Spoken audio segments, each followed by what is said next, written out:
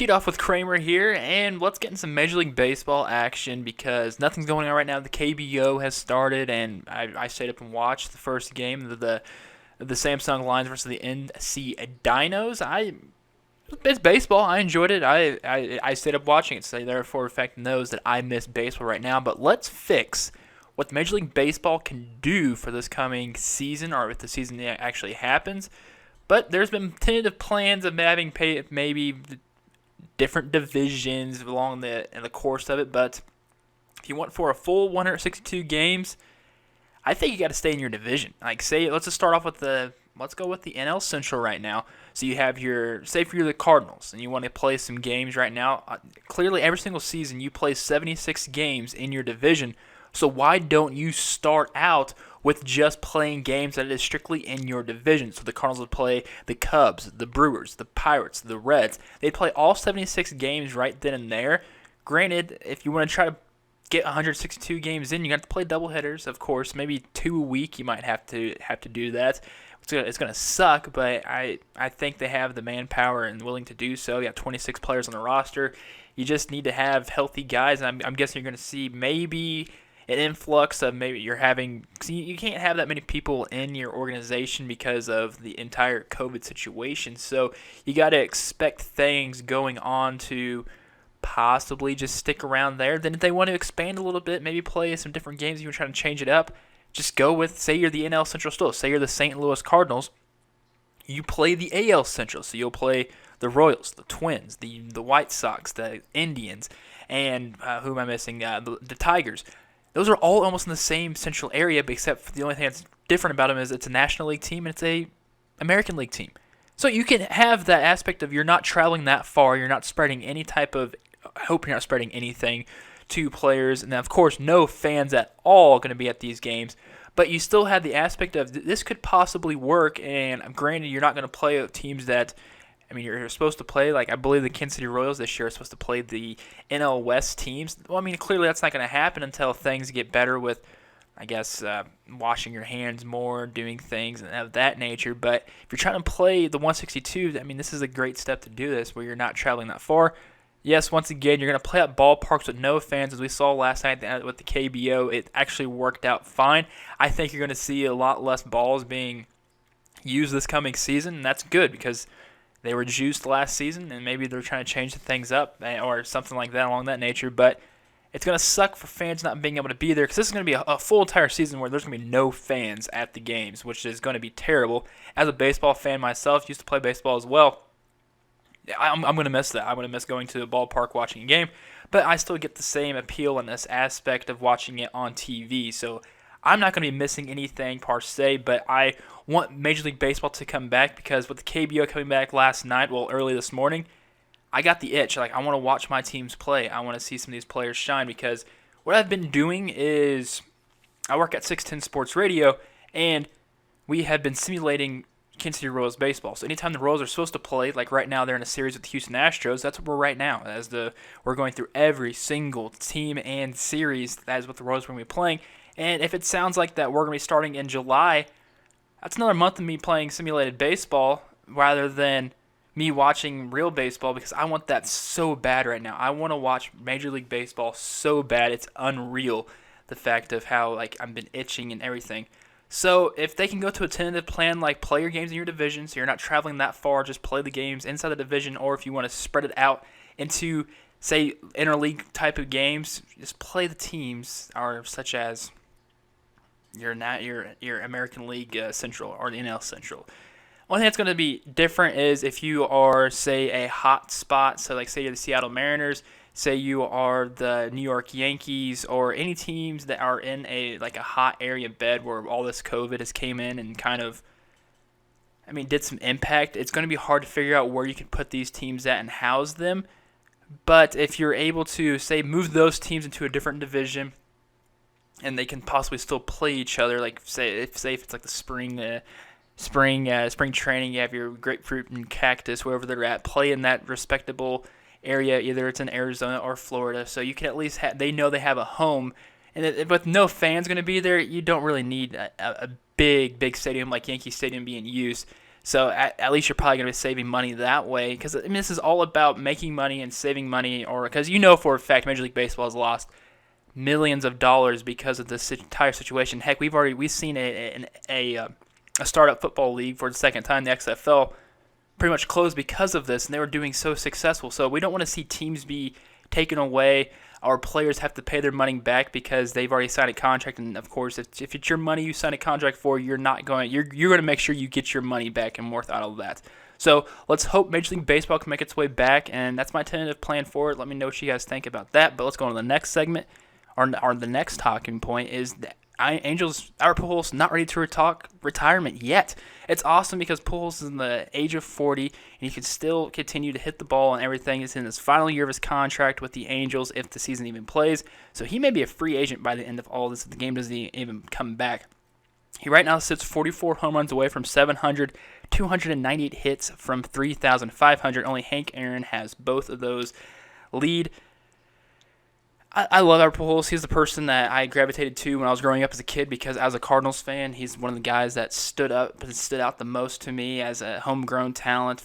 Went to school in Kansas City in college, played for the Cardinals back in 2000, made his debut, but just constantly he tore the cover off the ball, and I think he still can. And he's a person that I thought was, okay, he has a chance to get to 756, and that's 755's Hank Aaron's home run total. I know everybody's trying to say Barry Bonds leads it, but it's in the record book, but I don't know if that's going to stay forever. But right now, the home run king is still Hank Aaron. Bonds with the steroids kind of took that out of fruition. But I do enjoy Pujols. I was hoping he got to 700, at least past past Babe Ruth. But we don't know, and Pujols still wants to play, but what team is going to want him back, or bring him back? And it would have to stick with an American League team so he can play DH. He still plays first base at not an elite level anymore, but I can still see him out there playing the field. All you got to do is catch the ball, field your position. Everybody says first base is probably one of the easiest positions to play. As a first baseman myself, it's actually a mental aspect. And you have to have the greatest knowledge of the game at first base because you're not being used that much, but you could be in a crucial spot at a given time. Maybe it's the cutoff from going out from the outfield into home, or even just trying to get the ball from a wild pickoff move that are trying to get the batter out at first base, or a leadoff runner on the first base, get him out. So there's a lot of things to do, but Albert Pujols, I don't see him coming back to St. Louis. Maybe he retires as a Cardinal to do that one-day contract, or shoot, I would not mind to see him just come back to do the pinch hitter role towards the end of his career. But he's not ready to hang it up. This is a guy that can hit to 700 home runs, and I think he can actually do it. Get 20 here, 20 there, and by the time he's like 44, maybe 45, he's still playing. I mean, we saw Julio Franco play for, I think he was he's at 47, 48. He had to have been that when he retired. So you got to think, if they stay healthy, which Pujols has. He's had that plantar fasciitis, which kind of derailed his Angels kind of tenure there. So that was what he was dealing with for most of his time there. So I hope that doesn't come back. And a teammate of his is actually wanting to continue to play as well at an older age. A former teammate, I should say, Yadier Molina. He wants to continue playing and would continue to play even in a different uniform, which that hurts me in the heart a little bit to think that maybe Yadier Molina is going to get his way out of St. Louis because Mozeliak won't pay him, which is ridiculous because he's still a very good defensive catcher. Granted, he's getting older in age. His power numbers aren't there. If you look at MLB The Show, it's kind of ridiculous because that's a video game, of course. His stats aren't really the greatest, but he has the contact, and this is a guy that can still continue to hit. It's weird from him watching his career grow. He's been beginning to be a better hitter every single season. And a couple of years ago, he was on pace to possibly hit 30 home runs for the first time in his year if he did not get hurt from that groin injury. So he's still a guy, a big contributor, very good defensive-wise catcher. He's had some injuries, but this is a guy that trains for over 100. He plans to play on, I think it was 170-some games. He wants to make sure that he can make it all the way through the World Series and win the World Series, and he hates taking off days, even at his age right now. He's clearly better than his brothers at being the most durable and the most consistent type of catcher that they've had. Yeah, Benji was more the offensive power guy. Jose was more the defensive, but Yachty had all the tools to make him a great catcher, and I do not want to see him away out of that Cardinals uniform because that's just a staple for him. St. Louis loves him. They loved Albert Pujols. They did not want to see him go, but if that's what the direction that's going to happen, I'm still going to support Yadier Molina in any type of decision he has. But I do not want to see that happen as a Cardinals fan. And I know that's terrible to say that. Oh, I'm trying to pick my battles because it's my favorite team. I enjoy Yadier Molina. I enjoy his enthusiasm, everything. I thought I can still see his mind right now of how he got mad at an umpire thinking that he made it to first base and Benji had to pull him off that umpire and he was thrown out of the game. That was like 2000 and maybe 15 or 16. That's still in my mind, bright and sunny. I think he's left a big impact in my life and watching it growing up. I'm 23 years old and watching baseball, trying to understand it more at a young age back in the early 2000s. He's a guy I watched. He's Albert Pujols. Is a guy I watched. I remember 2006, the NLCS, like it was yesterday. I know I watched it a few days ago, but when I was watching it, I was pointing out, okay, that's happened there. This happened here. At 2006, I was still able to recite everything. I don't know. These guys made a big impact in my life, and I enjoy it. Baseball is an amazing sport. I'm glad the KBO has actually brought into the fact of, okay, we're bringing baseball back. Yes, we're 5 weeks late, but we had live sports for the first time in forever, as it seems like it's almost 2 months without sports, like live sports. It's ridiculous, and I'm happy for it.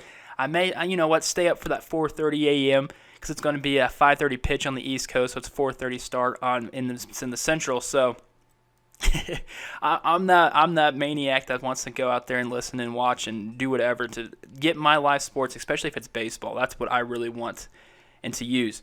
Now we're going to switch away from baseball and talk a little bit about NFL real quick, because over this past weekend, Andy Dalton signed a contract with the Cowboys. I don't understand it. I think this went completely under radar. Not knowing this until I think it was Monday, I was like, what? Andy Dalton signed a contract? When did this happen? How did I miss this? But yeah, he's the backup quarterback, I guess, if you want to say, if Dak Prescott's there. He's the backup quarterback to Dak Prescott, and if he holds out, Andy Dalton might be the starting quarterback for the Cowboys. And I think if that ends up happening, which I don't think it will, because there's no way, yeah, Dak wants to get paid, but he has a great chance to make a big, deep run if you have Michael Gallup, Amari Cooper, and CeeDee Lamb as your wide receivers to throw to. If you stay out, you are stupid. Like, you need to come back and throw to these guys, because these are big-time playmakers. You have a wide receiver 1 at your wide receiver 3 slot. You got to come back. But if Andy Dalton doesn't, apparently, this is what I heard via the Pat McAfee show. I can't remember who the guy that said it, but Andy Dalton's there just in case Dak Prescott gets COVID. Now, that's ridiculous. That's stupid. Andy Dalton's there to hopefully secure a paycheck and hopefully make it to a different team after that. I'm shocked he didn't go to the Patriots. I thought it was a good set stone area to where he could at least develop and also be the QB number 1. But being QB number 2, that can easily be QB number 1 if Dak either gets hurt or doesn't even come back. Andy Dalton, you got yourself in the right spot. I think it's like $9 million deal, $3 million guaranteed. So he's getting paid for this. With Dalton on the team quickly, how soon are we going to see Cam Newton get gobbled up? That's a great question. I think you're going to see teams be more interested. I don't see him do not see him at all going to the Patriots. A possible team might be the Redskins because of Ron Rivera being there. That's just me. That's going for another day and another question to, I guess, be answered. But thank you for listening to this, I guess, mini podcast, because there's not much going on. KBO started. I do not know what team I'm going to be rooting for. I do want some merchandise. I would love to have a KBO jersey, but that's just me. Hope you all have a nice day whenever you're listening to this or watching this. Please stay safe, wash your hands, do whatever you do that has the means to making sure sports come back at a live fashion. I know it's going to suck with no fans there, but we want sports back. Let's bring it back.